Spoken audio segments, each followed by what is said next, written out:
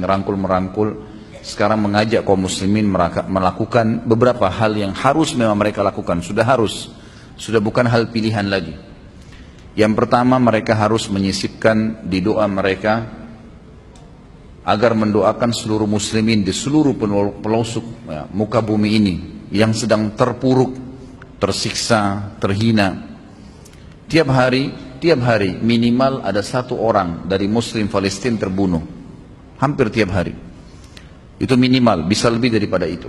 Tapi karena sudah bertahun-tahun berjalan, akhirnya hati kita sudah tidak memperdulikan lagi masalah itu. Padahal ini tidak boleh. Kata Nabi SAW, "Man lam yahtammu bi umuril muslimin falaysa minhum." Siapa yang tidak peduli dengan keadaan muslimin, saudaranya muslim, bukan dari golongan mereka. Kita lihat dan kita sudah dengar sekarang berjalan berapa tahun di Syria, saudara-saudara kita, sampai saya lihat cuplikannya itu luar biasa. Anak-anak kecil sampai pungutin sisa-sisa roti yang sudah tercampur dengan tanah dan menjadi serpian-serpian kecil. Lalu disorting oleh seseorang yang sedang kebetulan lewat dan diangkat di YouTube. Ditanya mereka, apa yang sedang kalian lakukan? Mereka bilang, anak kecil ini kami sedang makan. Jadi sambil dia ngobrol, dia tidak melihat ke arah kamera. Mereka berdua, adik kakak perempuan dan laki-laki itu memilah-milah dari tanah serpian-serpian roti kecil. Ada yang mereka langsung masukkan ke dalam mulut mereka karena sudah berhari-hari nggak makan. Dan di sana ada Bashar, semoga Allah menyelesaikan urusan dia di muka bumi ini. Dia telah membunuh sampai hari ini 230.000 orang dari ahli sunnah. Siapa Bashar? Adalah orang Syiah, orang-orang yang menganut faham Syiah. Dan kita sudah tahu Syiah ini, kaum muslimin, Syiah ini adalah kelompok yang dibentuk oleh orang Yahudi. Buka mata kalian. Mereka ini kelompok yang sesat dan salah. Mereka dibentuk oleh orang Yahudi yang bernama Abdullah bin Saba, mengatasnamakan Islam, tidak layak ada di tengah-tengah kaum muslimin. Di zaman Nabi SAW pada saat orang-orang ada yang memfitnah Aisyah radhiyallahu anha dengan berzina, Abdullah bin Abi Salul, pimpinan orang munafikin, dan beberapa sahabat juga sempat kena fitnah waktu itu. Waktu terbukti beliau tidak berzina, maka dicambuk 80 jerah. Itu hanya menuduh berzina. Orang-orang Syiah sekarang mengkafirkan Aisyah radhiyallahu anha. Jadi mereka jauh lebih besar daripada itu. Kata Nabi SAW, siapa yang mengkafirkan seorang muslim, maka kalimat kafir itu akan kembali kepada salah satu dari keduanya. Kalau kita pertemukan antara seseorang yang sekarang, siapa mereka itu? Lalu mau dipertemukan dengan Aisyah radhiyallahu anha, ummil mu'minin, pemimpin, ini ibunya orang-orang yang beriman. Haram hukumnya kita umat Islam menikah dengan salah satu istri Nabi SAW, walaupun Aisyah lebih muda pada saat itu digantikan para sahabat. Tidak boleh, ummul mu'minin. Mereka mengatakan Aisyah kafir. Berarti Nabi SAW salah pilih istri dong, milih orang kafir.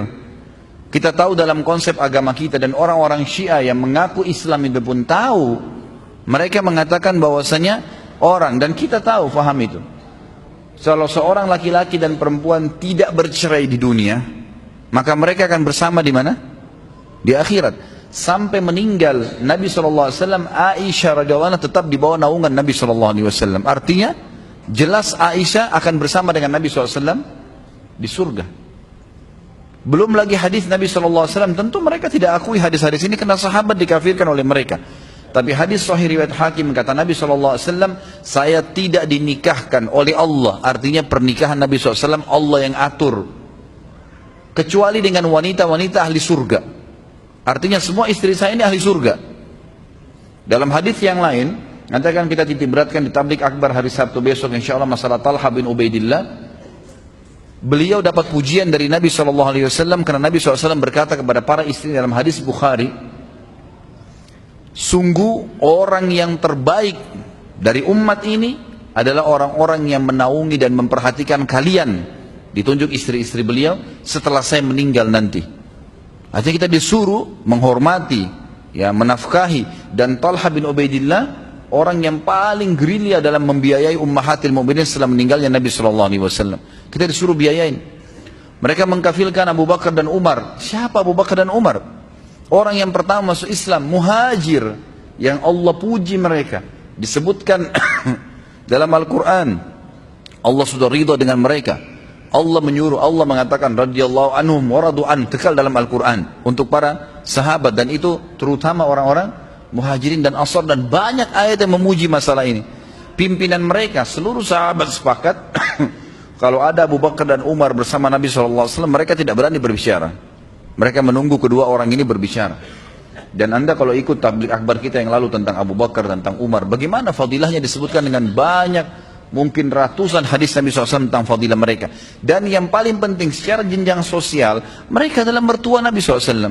Bagaimana bisa dikafirkan mertua Nabi sementara Nabi SAW sendiri memilih mereka sebagai mertua, dan mereka jelas meninggal dalam keadaan Islam. Subhanallah, berkedok Islam ini lalu masuk di tengah-tengah jasadnya kaum muslimin, ini berbahaya. Kalau orang Yahudi dan Nasrani jelas-jelas kafir, kita tahu mereka kafir, siap aja kita hadapi. Ini masalahnya orang-orang Syiah ini ngaku Islam, ngaku Muslim, tapi ngatakan Quran kurang, harus direvisi, ada 49 juz, si fulan kafir, si fulan kafir, si fulan laknat. Apa ini? Sampai di Iran sekarang pembunuhnya Umar bin Khattab, Abu Lu'lu, dibuatkan kuburan, masjid dibuatkan kuburan, dan mereka hampir tiap hari ada cuplikannya dengan saya. Dalam bahasa Arab mereka mengucapkan di kuburan itu, ya Allah bangkitkan kami bersama Abu Lu'lu, karena dianggap Abu Lu'lu mujahid bagi mereka karena berhasil membunuh Umar bin Khattab. Pantas mereka dibangkitkan sama Abu Lu'lu nanti, yang jelas-jelas meninggal dalam keadaan kufur, membunuh Amir Mukminin. Tidak ada satupun sahabat yang mendukung perbuatan Abu Lu'lu kecuali mereka. Siapa orang-orang ini? Subhanallah, masuk di tengah-tengah kubu umat, tapi umat kita ini masih tidur. 230.000 orang wahai kaum muslimin dibunuh di Syria tiap hari. Dan sejantan, kalau laki-laki itu jantan, dia akan membunuh menghadapi laki-laki. Ini enggak, perempuan, anak-anak, orang tua, semuanya dibunuh. Ini kejantanan dari mana ini? Gitu kan? Kalau jantan hadapin laki-laki memang begitu. Dalam Islam kita tahu kalau jihad nggak boleh bunuh perempuan, nggak boleh bunuh anak-anak, nggak boleh bunuh orang tua, nggak boleh bunuh orang menyerah. Ini enggak. Diperkosa, disiksa. Antum kalau lihat cuplikannya bagaimana mereka menyiksa kaum muslimin ahli sunnah ya. Jadi mereka mengatakan ahli sunnah memang pengikut sunnah Nabi SAW, yang sekarang mereka sebarkan lagi momok baru bagi ahli sunnah, Wahabi. Supaya orang ketakutan dengan Wahabi. Siapa Wahabi? Orang yang mengikuti sunnah Nabi. Cirinya apa? Yang berjenggot, yang tidak isbal, yang rajin sholat 5 waktu, yang dahinya hitam. Subhanallah. Orang yang jelas-jelas ikuti sunnah Nabi SAW, mereka katakan Wahabi supaya orang takut. Banyak muslimin ikut-ikutan. Ini bagaimana ini? Gitu. Kenapa kita terus-menerus tidur nggak sadar? Di tengah-tengah kita hidup mereka bersama dengan cara-caranya, metode mereka hidup, dan dibiarkan. Subhanallah, kok ahli sunnah tidak pernah menyakiti orang Syiah, didakwai. Tapi kalau Syiah menyakiti, membunuh ahli sunnah. Mereka anggap halal darahnya. Di Irak mereka membunuh 150.000 orang, menggulingkan Saddam kemudian menggantungnya. Terakhir mereka masuk di Yaman, mereka merusak lebih dari 100 atau 1000 masjid dan rumah tahfidz Quran. Lalu kemudian mereka mengatakan, tahun ini kami akan menyerang Mekah. Bagaimana nggak diserang oleh Raja Salman? Itu kan wajar. Raja yang memegang haramain mengambil sebuah keputusan yang pantas untuk mereka. Ini berbahaya di tengah-tengah umat Islam, mengaku muslimin tapi bisa membakar Al-Quran, bisa menginjak-injak kepalanya para ulama ahli sunnah dan dibunuh. Universitas-universitas sunnah semua di Yaman sekarang ditutup, di Sana'a. Ini perbuatan yang luar biasa. Dan subhanallah, cara mereka di Yaman kemarin adalah mereka masuk kepada pemerintah. Kemudian mereka sudah membuat militan-militan mereka, kemudian mereka masuk ke pemerintah Yaman. Kemudian mereka mengatakan, tuh kelompok-kelompok Wahabi itu, maksudnya ahli sunnah, itu orang-orang yang membuat kekacauan, teroris, tangkapin mereka. Berhasil dengan lobby-lobbyan mereka, bantuan dana, dengan saling berbagi, ya, budaya, ya, dan seterusnya. Akhirnya pemerintah Yaman betul-betul menganggap begitu, ditangkapin semua. Ulama-ulama ahli sunnah ditangkap-tangkapin.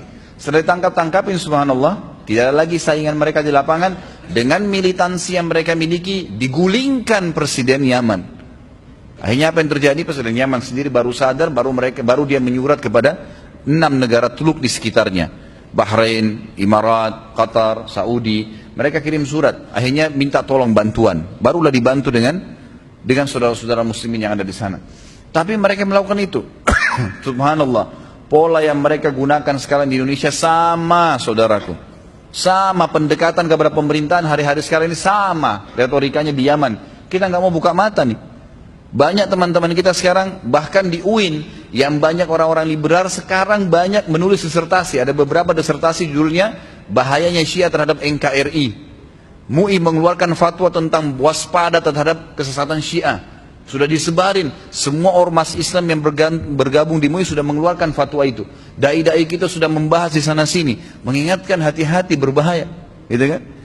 Ini harus dibuka mata, nggak boleh tinggal diam nih melihat keadaan begini. Minimal sisipkan doa agar Allah SWT sempitkan langkah mereka atau menghilangkan mereka sekaligus dari Indonesia.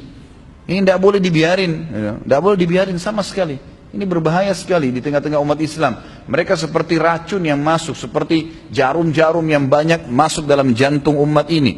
Ini tidak boleh dibiarkan. Kapan mereka berkuasa, saudaraku, pasti mereka akan membantai kaum muslimin. Karena bagi mereka ahli sunnah halal darahnya. Tidak pernah ahli sunnah mengatakan darahnya Syiah halal, tidak pernah. Kalau mereka tidak buat kerusakan, tidak pernah dipermasalahkan. Selama ini bertahun-tahun mereka masuk haji, mengatasnamakan Islam, diizinkan oleh kerajaan Saudi. Kecuali kalau mereka buat makar, baru kemudian ditangkapin. Kalau enggak dibiarkan, gitu kan? Karena masih membawa simbol Islam. Tapi kalau mereka berkuasa mustahil. Depan mata kita 3 negara sekaligus. Syria 230 ribu orang. Yaman, Irak 150 ribu orang. Sekarang di Yaman itu tidak tahu terhitung puluhan ribu orang sudah dibunuh, gitu kan? Begitu, jadi mereka menganggap halal. Mereka menganggap halal. Ini berbahaya sekali. Sekarang ini sudah masuk ratusan ribu jumlahnya. Bukan 1.000, 2.000. Ratusan ribu pengungsi dari Iran. Alasannya mengungsi. Kenapa? Katanya negaranya makmur. Ngapain mengungsi di Indonesia? Dan beberapa teman-teman kita coba mengikuti, ternyata itu adalah militansi. Ya, mereka memiliki keterampilan militer yang masuk. Untuk apa masuk ratusan ribu di Indonesia? Ini nggak boleh dibiarin ini, gitu kan? Nggak boleh dibiarin, ini berbahaya sekali.